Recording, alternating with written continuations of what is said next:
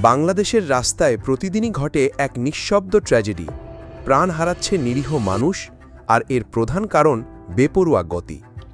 ২০২৫ সালের ফেব্রুয়ারি থেকে Dhaka elevated এক্সপ্রেসওয়েতে ১০০ kilometre প্রতি ঘন্টার বেশি গতিতে চললেই মামলা হচ্ছে। আর একই গাড়ি ৩ বার নিয়ম ভাঙলে চিরদিনের মতো বন্ধ হয়ে যাবে তার এক্সপ্রেসওয়ে ব্যবহার।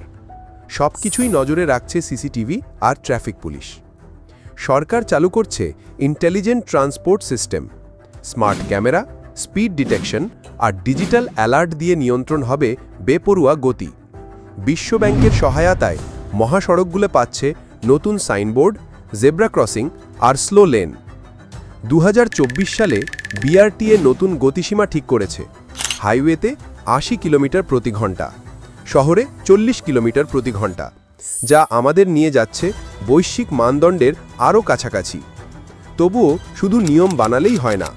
২০২৪ সালে প্রাণহানি হয়েছে এখনও ৫,৪০০-র বেশি।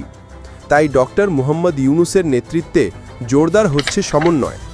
বিআরটিএ, আরএইচডি আর ট্রাফিক পুলিশ কাজ করছে হাতে হাত মিলিয়ে স্মার্ট ডিজিটাল সিস্টেমে।